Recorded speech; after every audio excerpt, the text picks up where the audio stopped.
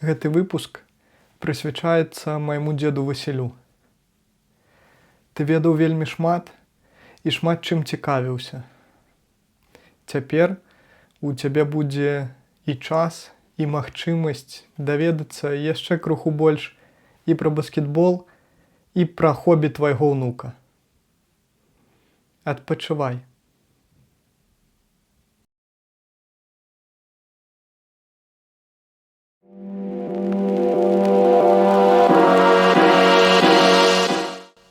Шаноўнае гаспадарства, вітаю!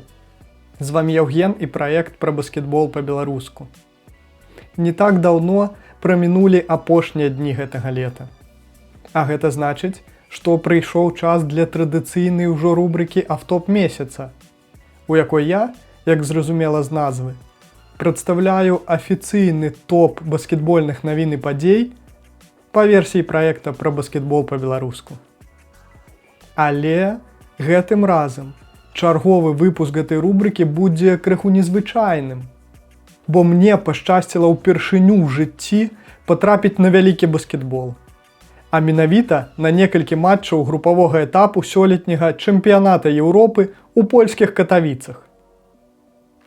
Таму сустракайце жнівеньскі спецвыпуск рубрыкі «Автоп месяца» з элементамі влога Eurobasket Edition.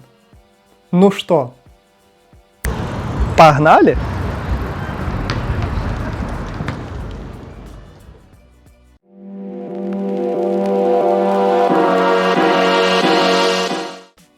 Крыху тэорыі.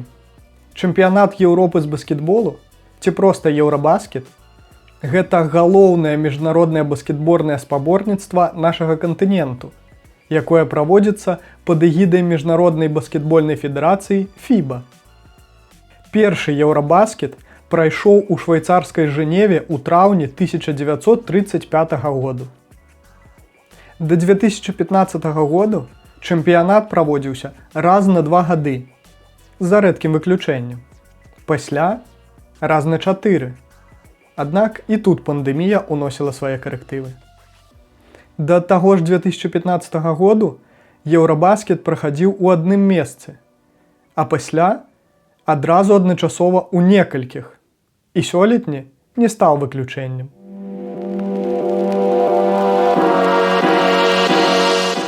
Гарадамі-гаспадарамі Еўрабаскету 2025 зрабіліся кіпрскі Лімасол, фінскі Тампере, латвійская Рыга і польскія Катавіцы, якія прыймалі матчы групавога этапу групаў А, Б, С і Д адпаведна. Вывучыўшы кошты квіткоў, пераезду і ўсіх суправаджальных выдаткаў, мной відавочна быў абраны самы танны варыянт. А менавіта апошні. Ну, рэкламы баскетболу тут у Катавіцах даволі шмат.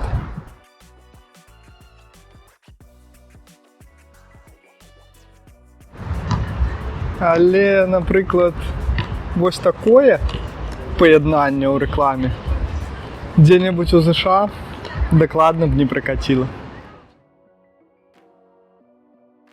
Апроч гэтага, цэнтральная частка гораду з самай раніцы поўнілася замежнымі заўзятарамі, асабліва шмат было ісландцаў. Спецыяльна для іншаземных гасцей нават з'явіліся так званыя афіцыйныя бары кожнай зборнай. У іх любіцелі баскетболу маглі не толькі паесці, але і паглядзець матч сваёй каманды, калі па нейкай прычыне не атрымалі на яго квіток. Каля ж самой арэны была арганізаваная фан-зона, у якой можна было проста пакідаць мяч у кошык ці нават паўдзельнічаць у конкурсе кідкоў з прызамі, паглядзець і прыдбаць афіцыйны мерч Еўрабаскету ці сваёй улюбёнай зборнай, нарабіць здымкаў, паесці ці проста пачыліць. І, вядома ж, паглядзець гульні.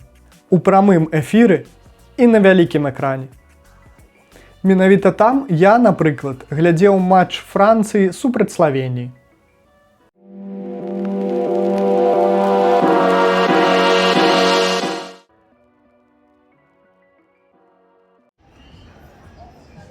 Да без праблем.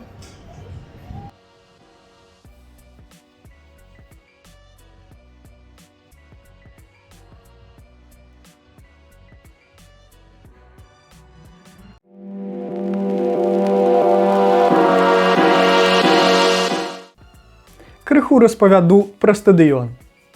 Матчы групавога этапу групы D праводзіліся на катавіцкай арэне «Сподак», якая была адкрытая ў 1971 годзе. Згодна з афіцыйнымі пратаколамі FIBA, падчас розыгрышу еўрабаскету яна магла змяшчаць 11 036 чалавек. І пустой яна дакладна не прастойвала. На матчах, на якіх мне ўдалося пабываць, сярэдняя наведвальнасць складала ў раёне 8,5–9 тысяч чалавек. У залах па-за межамі трыбун размяшчаліся не толькі фудкорты, фотазоны і крамы мерчу, але і галоўная ўзнагарода чэмпіянату. Трафей еўрабаскету імя Мікалая Сямашкі.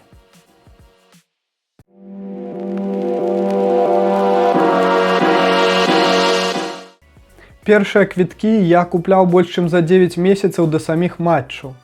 Нават калі яшчэ не было праведзенае лёсаванне груп, так што я не ведаў, каго дакладна пабачу. Апроч таго, што адна з каманд дакладна будзе гаспадыня турніру Польшча, якая, дарэчы, пасля ўсяго пакінула ў мяне ці не найлепшае ўражанне з усіх пабачаных каманд. Але пра гэта крыху далей. Пасля лёсавання ў канцы лютага мною былі дакупленыя квіткі яшчэ на 2 матчы. Такім чынам, мне пашчасціла ўжывую пабачыць цэлых 4 гульні сёлетняга еўрабаскету і ўсіх удзельнікаў групы D.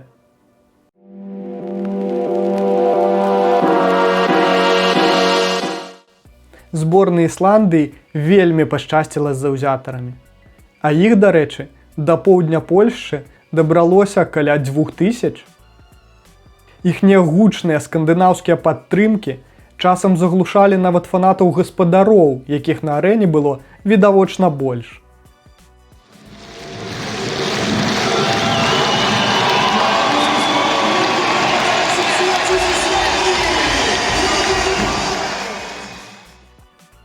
Саму ж гульню іхняй каманды, прынамсі ў матчы супраць зборнай Польшчы, які я наведаў, можна ахарактарызаваць як ужо адміраючы класічны баскетбол праз цэнтравога. Хуткія камбінацыі з выкарыстаннем абаронцаў у ісландцаў не зусім праходзілі праз добрую абарону палякаў.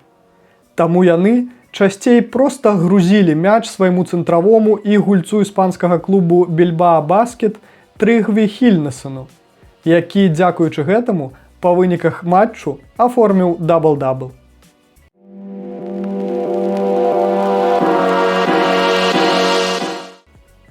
Зборная Францыі падалася мне не вельмі сыгранай. Даволі моцная адрознасць складу ад таго знакамітага аднагадовай даўніны алімпійскага, а менавіта адсутнасць яскравай зоркі ў выглядзе Віктара Вембаньямы, некалькіх вопытных гульцоў, Батюма, Фурнье, прабач господі Габера, дала пра сябе знаць. У наведанай мной гульні супраць зборнай Ізраіля проста некаму было ўзяць на сябе ролю лідара у гэтым маладым зялёным складзе, які яшчэ не зразумеў, што сумы ў кантракце – гэта яшчэ не ўсё.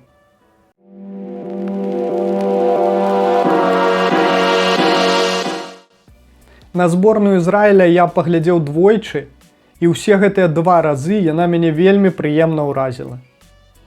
Нягледзячы на тое, што ім было відавочна няпроста псіхалагічна, бо не падтрымліваў іх, здаецца, практычна ніхто, апроч, вядома, роднага фан-сектара, які, дарэчы, сваю працу рабіў вельмі якасна, часам перакрыкваючы літаральна ўсіх. Сваю гульню яны гулялі годна.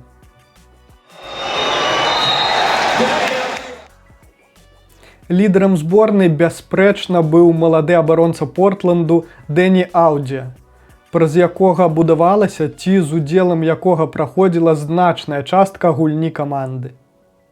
Нездарма ён зрабіўся лідарам сваёй зборнай і па хвілінах на пляцоўцы, і па набраных ачках, і па эфектыўнасці.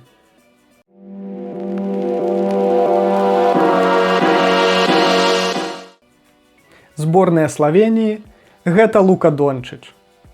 Калі не згодныя, паспрабуйце, не задумваючыся, хутка назваць яшчэ хаця б аднаго гульца іхняй каманды. Ну што, атрымалася? Гэта не проста словы, гэта было бачна і па гульні. Уся гульня славенскай каманды будавалася праз луку ці аднаасобна лукам. Проста паглядзіце на гэтыя статыстычныя паказчыкі зоркі Лейкерс. Дадаць тут няма чаго. А я проста рады, што мне ўдалося пабачыць геній Дончыча ўжывую. І нават больш за тое, папрысутнічаць на матчы, у якім ён аформіў трыпл-дабл, усяго 4-ты трыпл-дабл на Еўрабаскеце з 1995 году.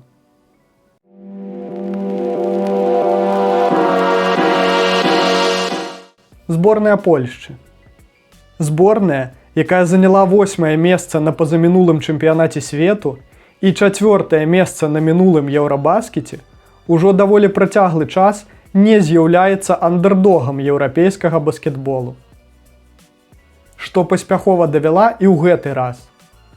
Тут яшчэ і родныя трыбуны дапамагалі. Гучна гналі каманду наперад на працягу ўсяго матчу, зацята падтрымлівалі кожнае паспяховае дзеянне яе гульцоў і люта радаваліся кожнай няўдачы суперніка.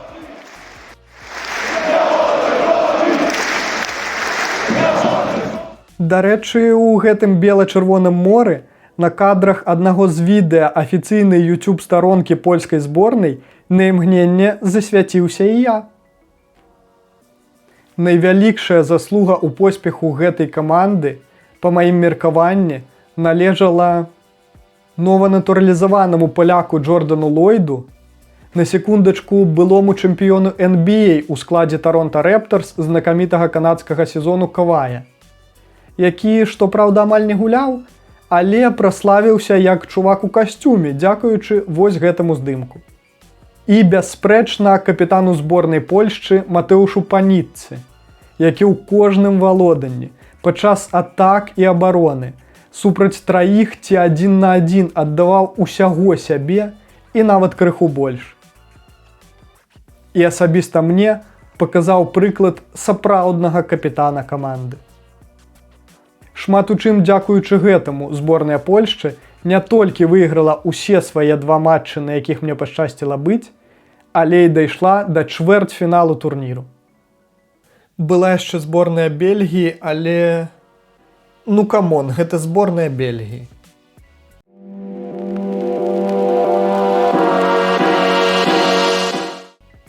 Гэта быў мой першы вопыт знаёмства з вялікім баскетболам ужывую. І няўдалым яго дакладна не назавеш. Перамогі на апошніх секундах у клатчавых матчах. Андэрдогі, што адольваюць фаварытаў. Зоркі нацыянальнай баскетбольнай асацыяцыі на адлегласці ў некалькі дзесяткаў метраў. Усё гэта пакідае след. Фізычны след, як бачыце, таксама застаўся. Дарэчы, не забыўся я і на вас. Адным з афіцыйных спонсараў Еўрабаскету ў Катавіцах была KFC Польска. З гэтай нагоды яна запусціла розыгрыш лімітаванай колькасці брэндзіраваных баскетбольных мячоў з адбіткам далоні і друкам подпісу гульца Сан-Антонія Спёрс і зборнай Польшчы Джэрамі Сохана, які, на жаль, падчас падрыхтоўкі да турніру ў першай палове жніўня атрымаў траўму і вымушаны быў прапусціць гэты Еўрабаскет. І адзін з такіх мячоў, як бачыце, мне ўдалося атрымаць. І я збіраюся разыграць яго сярод вас, мае шаноўныя падпісчыкі. Тэрміны разыгранкі і ўмовы ўдзелу ў ёй вы знойдзеце ў апісанні да гэтага відэа. Рызыкуйце і пераможаце.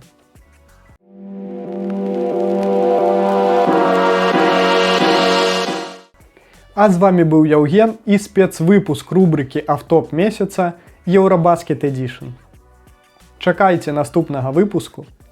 Подписывайтеся на соцсеткі праекту пра баскетбол па-беларуску, дзяліцеся гэтым відэа з сябрамі, глядзіце сённяшні фінал Еўрабаскету і хай будзе баскетбол!